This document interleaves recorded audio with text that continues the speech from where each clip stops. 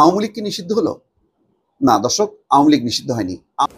জাতিসংঘ যে প্রতিবেদনটি দিয়েছে অভ্যুত্থানকে কেন্দ্র করে যে মানুষগুলো নিহত হয়েছেন তার উপর ভিত্তি করে আর যা যা তারা বলেছেন সে অনুযায়ী কি সব করা হচ্ছে? আসসালামু আলাইকুম। আওয়ামী লীগ নিষিদ্ধের পর মার্কিন যুক্তরাষ্ট্র তার ভয়াবহ একটা পদক্ষেপ নিতে যাচ্ছে। কি সেই পদক্ষেপ এবং আওয়ামী লীগ নিষিদ্ধের ক্ষেত্রে যে রুলসগুলো থাকার দরকার সেই রুলসগুলো আদৌ ছিল কিনা, বাংলাদেশ সরকার বর্তমান যে সরকার তারা এই রুলস ফলো করেছে কিনা, প্রিয় দর্শক শ্রোতা খুবই গুরুত্বপূর্ণ হতে চলেছে আজকের এই ভিডিওটি।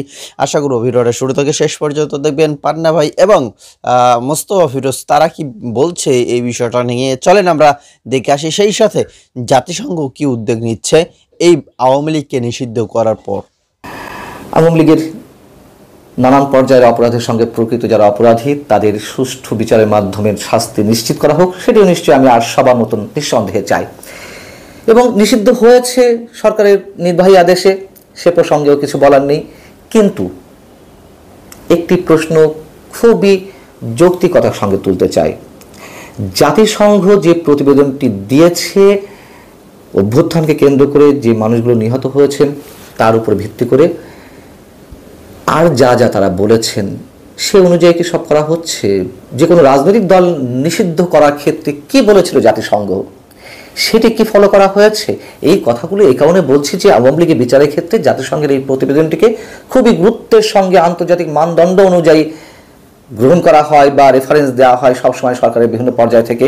এবং যারই ধারাবাহিকতায় সোমবারও একটি অনুষ্ঠানে জাতিসংঘের এই প্রতিবেদনের রেফারেন্স দিয়েছেন প্রধান উপদেষ্টা প্রেস সচিব মিস্টার শফিকুল আলম আওয়ামী লীগের বিচারের ক্ষেত্রে। অনুষ্ঠানে সাংবাদিকদের পক্ষ থেকে একটি প্রশ্ন ছিল যে আওয়ামী লীগ নিষিদ্ধ হয়েছে, তাহলে 14 দলের কি হবে? 14 দল তাদের সাথে ছিল। এমন প্রশ্নের জবাবে প্রেস সচিব মিস্টার শফিকুল আলম বলছেন, জাতিসংঘের তথ্যানুসন্ধানী দলের প্রতিবেদনে স্পষ্টভাবে আওয়ামী লীগের কথা বলা হয়েছে। সেখানে শেখ হাসিনার ভূমিকার বারবার স্পষ্ট হয়েছে, 14 দলের অন্য দলগুলোর কথা সেভাবে আসেনি। কথা সত্য, যারা এই প্রতিবেদনটি পড়েছেন দেখেছেন একথা অনস্বীকার্য। প্রেস সচিব যা যা বলেছেন সব ঠিক আছে, কিন্তু বাকিটা তিনি কেন বলেন না? রাজনৈতিক দলের কর্মকাণ্ড বা রাজনৈতিক দল নিষিদ্ধ হওয়ার প্রসঙ্গে জাতিসংঘ সেখানে কি বলেছে? প্রতিবেদনের শেষাংশে একেবারে স্পষ্টভাবে বিশেষ গুরুত্বের সঙ্গে এক্ষেত্রে জাতিসংঘ যেটি বলছে তা হচ্ছে এই refrain from political party bans that would undermine a return to a genuine multi-party democracy and effectively disenfranchise a large part of the Bangladeshi electorate. অর্থাৎ রাজনৈতিক দলের উপরে এমন কোনো নিষেধাজ্ঞা থেকে বিরত থাকতে হবে যা প্রকৃত বহুদলীয় গণতন্ত্রের প্রত্যাবর্তনকে ক্ষতিগ্রস্ত করবে এবং বাংলাদেশি ভোটারদের একটি বৃহৎ অংশকে কার্যকরভাবে ভোটাধিকার থেকে বঞ্চিত করবে। এখানে কি আর কোনো ব্যাখ্যার প্রয়োজন আছে? জাতিসংঘের কতটুকু ফলো, মানে প্রতিবেদনের সুপারিশের কতটুকু সরকার ফলো করছে অথবা করছে না? এমনকি এই প্রতিবেদনে আওয়ামী লীগের নৃশংসতা, আওয়ামী লীগের সহিংসতা, পুলিশের যে অত্যাচার নির্যাতন সেগুলোর পাশাপাশি আর কি বলা ছিল? 5 আগস্ট শেখ হাসিনা পালিয়ে গেছেন, তারপর 5 থেকে 15 আগস্ট যেসব মানবাধিকার লঙ্ঘনের ঘটনা ঘটেছে সেগুলো তদন্তের সুপারিশ করেছে জাতিসংঘের মানবাধিকার বিষয়ক হাই কমিশন। তারা বলছে পুলিশের তথ্য অনুযায়ী দেশের 639টি থানার মধ্যে 450টিতে ভাঙচুর বা হামলা হয়েছে। 5 আগস্টের পর থেকে উন্মত্ত জনতা, আওয়ামী লীগের নেতাকর্মী ও তাদের কার্যালয়গুলোতে হামলা চালায়। OHCHR অর্থাৎ মানবাধিকার বিষয়ক হাই কমিশন যেসব তথ্য পেয়েছে সেই অনুযায়ী কিছু ক্ষেত্রে বিএনপি ও জামায়াতে ইসলামী সমর্থকরা এসব হামলায় জড়িত ছিল। সংক্ষুব্ধ জনতা আওয়ামী লীগ নেতা, সরকারি কর্মকর্তা ও তাদের ঘনিষ্ঠ আত্মীয়দের বাড়ি ও ব্যবসা প্রতিষ্ঠানে ভাঙচুর, লুটপাট ও আগুন দেয়। অর্থাৎ এইগুলোরও তদন্ত করতে বলেছে, বিচার করতে বলেছে। সেগুলো হচ্ছে, আমরা সবাই জানি কতটুকু হচ্ছে কিংবা হচ্ছে না। প্রেস সচিব মিস্টার শফিকুল আলম সরকারের সমালোচনা করার ক্ষেত্রে বলছেন, যারা আমরা সমালোচনা করছি তাদের উদ্দেশ্যে বলছেন, অন্তর্বর্তী সরকারের কোনো ত্রুটি বা ব্যর্থতা পেলে মন খুলে লিখুন। আমরা কারো মুখ বন্ধ করছি না। সবাইকে অনুরোধ, আপনারা আমাদের কোনো ফেলিওর বা ব্যর্থতা যদি পান লেখেন, সমালোচনা করার জায়গা পেলে করুন, আপনাদের মুখ বন্ধ করা হবে না, মিডিয়া হাউস বন্ধ করা হবে না, কিন্তু মিথ্যা কথা লিখবেন না। তার এই কথাগুলোর সঙ্গে আমি সম্পূর্ণ একমত। যদি তিনি সদিচ্ছার সঙ্গে, সততার সঙ্গে এই শব্দগুলো উচ্চারণ করে থাকেন, অবশ্যই তাকে স্যালুট।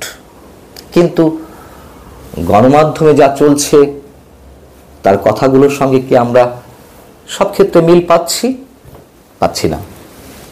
এ সম্পর্কে আগেও বলা হয়েছে, নতুন করে কোনো ব্যাখ্যা দিতে চাই না। সবচেয়ে স্পর্শকাতর যে বিষয়টি সম্পর্কে প্রশ্ন করা হয়েছিল, যেটি এখন মানুষের মুখে মুখে, তা হচ্ছে আওয়ামী লীগের বিচার হচ্ছে বা বিচারের উদ্যোগ নেওয়া হয়েছে যেহেতু মানবতা বিরোধী অপরাধের দায়ে, তাহলে সেই একই অপরাধের দায়ে মুক্তিযুদ্ধের বিরোধিতা করা জামাতে ইসলামের বিষয়ে সরকারের অবস্থান কি? এ বিষয়ে খুবই চমৎকার একটি বক্তব্য দিয়েছেন শফিকুল আলম। তিনি বলছেন যে এ বিষয়ে তো 2012 সালে আওয়ামী লীগ অ্যাকশন নিয়েছে, 71-এর পরে তাদের মানে জামাত ইসলামীকে ব্যান করা হয়েছে, নিষিদ্ধ করা হয়েছে, অতএব আর কি? তাহলে আমরা কি প্রশ্ন করতে পারি আওয়ামী লীগের সময় আন্তর্জাতিক অপরাধ ট্রাইব্যুনালে যে বিচারগুলো হয়েছে তাহলে ঠিক হয়েছে অথবা ঠিক হয়েছে কিনা? যদি ঠিক হয়ে থাকে তাহলে সেই আদালতের আসামি পক্ষের আইনজীবী, অর্থাৎ মানবতা বিরোধী অপরাধের দায়ে অভিযুক্ত যে আসামিরা ছিলেন, তাদের পক্ষের প্রায় সব মামলার আইনজীবী ছিলেন অ্যাডভোকেট তাজুল ইসলাম। তাকে কিভাবে এই আদালতেরই চিফ প্রসিকিউটর নিয়োগ করা হয়? সেখানে তো মানবতা বিরোধী অপরাধের দায়ে অভিযুক্ত আরো অনেকের বিচার চলমান। তাদের আইনজীবী হওয়া সত্ত্বেও তাজুল ইসলামকে কেন সেই আদালতে রাষ্ট্রপক্ষের আইনজীবী নিয়োগ করা হলো? মানবতা বিরোধী অপরাধের দায়ে আওয়ামী লীগের বিচার হবে, কিন্তু আমাদের মহান মুক্তিযুদ্ধের সময় মানবতা বিরোধী অপরাধের দায়ে জামাতের বিচার হবে না, এটা কেমন কথা? এবং সেই প্রশ্ন বিভিন্ন জায়গা থেকে উঠছে। জামাতের বেলায় সরকার চুপ করে থাকবে, সেটা কেমন হয়ে যায় না? অনেক প্রশ্ন তো ওঠে। সেই জায়গা থেকে শফিকুল আলম যে প্রশ্নের উত্তর দিয়েছেন তার আরো একটি অংশ আছে বেশ মজার। তিনি বলছেন অন্তর্বর্তী সরকার এ বিষয়ে অবস্থান নিয়েছে। কি অবস্থান নিয়েছে? ইমিডিয়েট পাস্ট বা নিকট অতীতে যা হয়েছে, আওয়ামী লীগের যেসব অপকর্ম ঘটেছে বা ঘটিয়েছে আওয়ামী লীগ, সেসব বিষয়ে ব্যবস্থা নেওয়া হয়েছে। 24 অভ্যুত্থানের পূর্ববর্তী ঘটনাগুলোর আলোকে সিদ্ধান্ত নেওয়া হয়েছে। অর্থাৎ 24 অভ্যুত্থানের মাধ্যমে যেহেতু এই সরকার গঠিত হয়েছে, তাই তাদের দায়বদ্ধতা আওয়ামী লীগের অপকর্মের বিচারের প্রতি। ঠিক তো? তাহলে সমগ্র বাংলাদেশ এই সরকার ধারণ করে না, সমগ্র বাংলাদেশের সংকট সমস্যা এই সরকার গ্রহণ করে না, শুধু আওয়ামী লীগের বিচার করতে এসেছে। আচ্ছা, এত কথা বাদ দিই। যদি তাই হয়ে থাকে, আওয়ামী লীগের বিষয়টি তাদের কাছে সবচেয়ে বেশি প্রাধান্য হয়ে থাকে, তাহলে করিডোর ইস্যুতে মিয়ানমারের উদ্দেশ্যে যে কথিত মানবিক করিডোর, সে বিষয়ে সরকার প্রাথমিকভাবে নীতিগত সিদ্ধান্ত নিয়েছে কেন যে করিডোর দেওয়া হবে? শফিকুল আলম আসলে স্ববিরোধিতা করছেন, এটি মনে হয়। জামাতের সময় বলেছেন যে জামাতের বিষয়ে যে প্রশ্ন ছিল সেক্ষেত্রে তিনি বলছেন আমার কিছু বলার নেই। আর কেন, কোন ক্ষেত্রে বলছেন? তিনি বলছেন যে 71 নিয়ে আমরা অনেক স্টেটমেন্ট দিয়েছি, নতুন করে কিছু বলতে চাই না, 71 আমরা পুরোপুরি ধারণ করি। মানে বিষয়টা হচ্ছে আমি আপনাকে শ্রদ্ধা করি, কিন্তু আপনাকে অশ্রদ্ধা করার মতন, অসম্মান করার মতন যাবতীয় সব কাজকর্ম আমি করে যাচ্ছি, আপনার ক্ষতি করার জন্য আমি সব কাজ করে যাচ্ছি, কিন্তু আমি মুখে বলছি আমি শ্রদ্ধা করি। 71কে ধারণ তিনি করেন, কিন্তু 71-এর বিষয়ে যে অমীমাংসিত বিষয়গুলো, সেগুলো নিয়ে তিনি কিছু বলতে চান না। বলছেন যে অনেক কিছু বলেছি, জামাত প্রসঙ্গে আসলে কিছু তার বলার বা সরকারের বলার সাহস নেই। কেন নেই সেই প্রশ্নটি মোটামুটি আমরা জানি উত্তরটি। এবং একটি কথা দিয়ে শেষ করি, আওয়ামী লীগ তিনটি নির্বাচন প্রহসনের মাধ্যমে করেছে, এটি তো নতুন করে ব্যাখ্যা কিছু নেই।